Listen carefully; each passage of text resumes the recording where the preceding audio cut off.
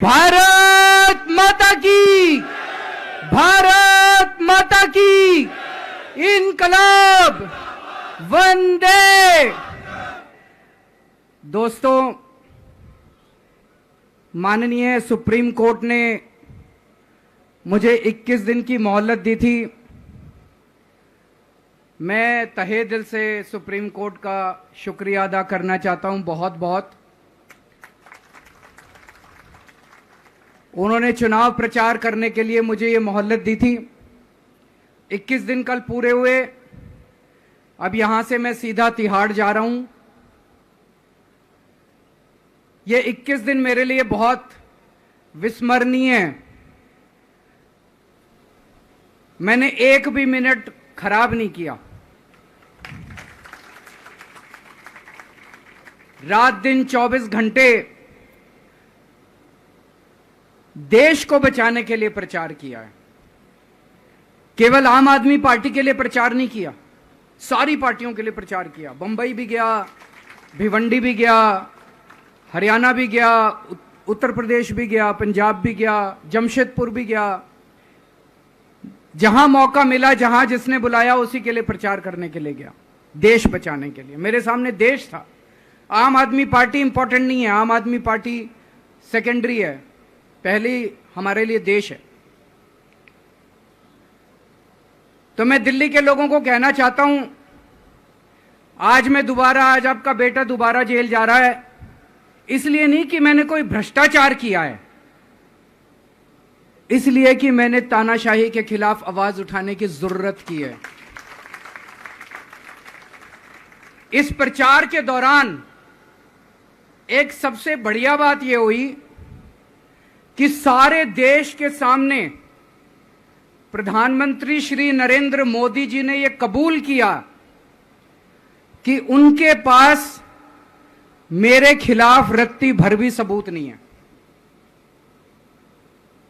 हम कहते थे ना, जब भी हमसे पूछा जाता था कि भाई ये कह रहे हैं 100 करोड़ रिश्वत ली, 100 करोड़ रिश्वत ली, वो 100 करोड़ कहां गया? 500 से ज्यादा जगह तुमने रेड मार ली, कहीं चवन्नी मिली हो, अठन्नी मिली हो, 1 रुपया मिला हो, कहीं हमने खर्च किया हो, कहीं कैश पड़ा हो, कहीं लॉकर में मिला हो, कहीं स्विस बैंक में मिला, कहीं चवन्नी नहीं मिली, तो पैसा कहां गया? तो एक टीवी चैनल के इंटरव्यू में उस टीवी वाले ने मोदी जी से पूछा कि प्रधानमंत्री जी, ये केजरीवाल चारों तरफ कहता घूम रहा है कि आपके पास उसके खिलाफ कोई सबूत नहीं है, आपके पास उसके खिलाफ कोई रिकवरी नहीं है, फिर आपने उसको गिरफ्तार कैसे कर रखा है? पता है प्रधानमंत्री जी ने क्या कहा? प्रधानमंत्री जी कहते हैं, मैं मानता हूं कि केजरीवाल के खिलाफ कोई सबूत नहीं है, मैं मानता हूं कि केजरीवाल के खिलाफ कोई रिकवरी नहीं है, क्योंकि केजरीवाल अनुभवी चोर है। चलो मान लिया मैं अनुभवी चोर हूं, तुम्हारे पास सबूत तो नहीं है, तुम्हारे पास रिकवरी तो नहीं है, तो यूं ही डाल दिया मेरे को जेल में, बिना सबूत के डाल दिया मेरे को जेल में, बिना रिकवरी के डाल दिया जेल में। देश के इतिहास में 75 साल में सबसे ज्यादा बहुमत से आई हुई सरकार है। एक बार 70 में से 67 सीट, दूसरी बार 70 में से 62 सीट, 55% से ज्यादा वोट शेयर। इतने भारी बहुमत वाली सरकार के मुख्यमंत्री को आपने बिना सबूत के जेल में डाल दिया। यही तो तानाशाही है कि जिसका मन करेगा मैं उसी को जेल में डाल दूंगा, जिसका मन करेगा उसी को जेल में डाल दूंगा। और पूरे देश को मैसेज दे दिया कि अगर मैंने केजरीवाल को फर्जी केस में जेल में डाल दिया तो तुम्हारी तो औकात ही क्या है, किसी को भी पकड़ के जेल में डाल दूंगा। इसी तानाशाही के खिलाफ लड़ रहा हूं मैं, और इस किस्म की तानाशाही अपने देश को बर्दाश्त नहीं है। भगत सिंह ने कहा था ना कि जब सत्ता तानाशाही हो जाए तो जेल जिम्मेदारी बन जाती है, सबकी जिम्मेदारी है जेल में जाना, इसके खिलाफ आवाज उठाना। भगत सिंह के चेले हैं। भगत सिंह देश को बचाने के लिए, देश को आजाद कराने के लिए जेल गए थे। भगत सिंह देश को आजाद कराने के लिए फांसी पे चढ़े थे, हम देश को बचाने के लिए जेल जा रहे हैं।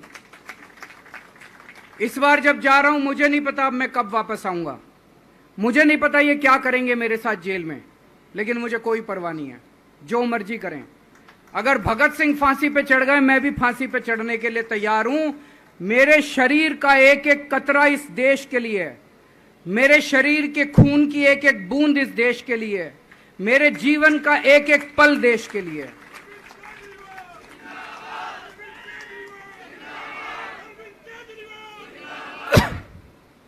अभी मैं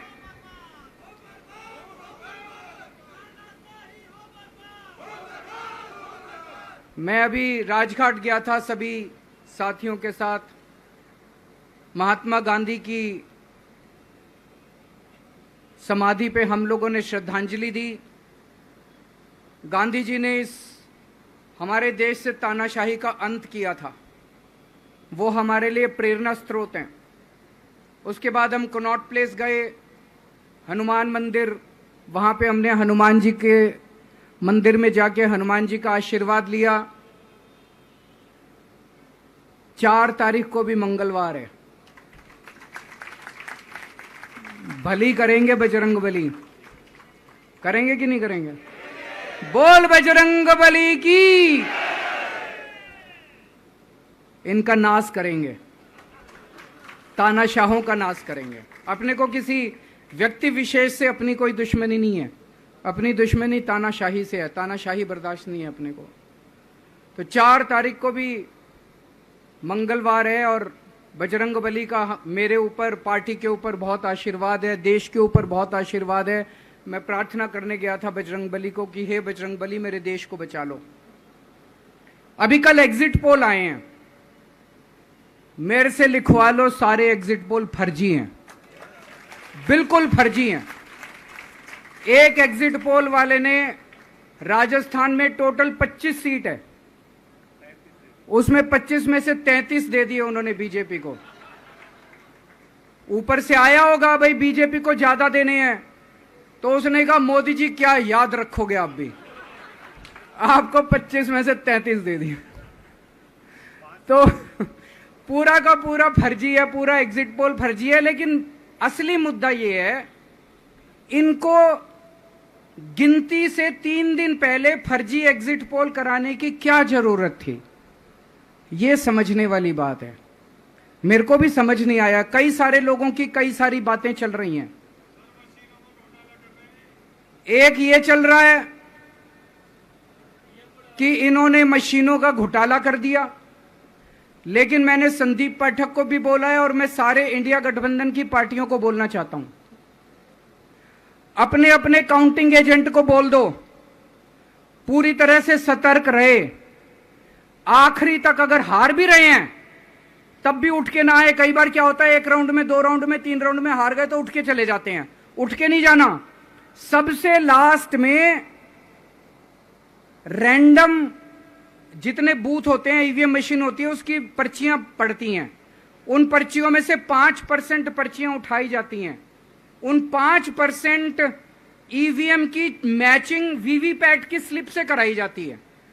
वीवीपैट पे जो स्लिप है उसकी काउंटिंग होती है, जैसे बैलेट पेपर की काउंटिंग होती थी, और उसकी काउंटिंग और ईवीएम की चेकिंग होती है दोनों की। एक भी मशीन अगर मैच ना करे तो वहां चुनाव रद्द कर दिया जाता है।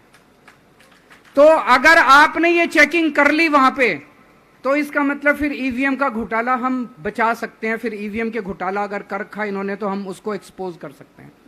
तो सब लोगों ने लास्ट तक रुक के, आपका कैंडिडेट हार भी रहा है तब भी आखिरी तक रुक के आपको ये ईवीएम की चेकिंग करा के आनी है, ईवीएम और वीवीपैट की मैचिंग करा के आनी है। एक थ्योरी ये चल रही है कि इन्होंने इतना ज्यादा सीटें इसलिए दिखाई क्योंकि इनके लोगों ने शेयर मार्केट में इन्वेस्ट कर रखा है, और कल जब शेयर मार्केट खुले तो बम्पर होगा, तो ये अपने शेयर बेच बाच के खुद तो निकल लेंगे। बाकी एक थ्योरी ये चल रही है कि अफसरशाही पे दबाव डालने के लिए अगले 3 दिन में अफसरों से उल्टे सीधे काम कराने के लिए एक माहौल बना दिया गया।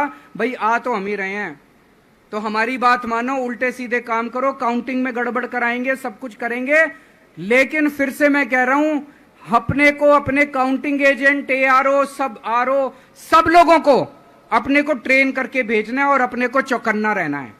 बाद में हम कहते रहे इन्होंने ये कर दिया, उसका कोई फायदा नहीं होगा। अभी अपने को चौकन्ना रहना है।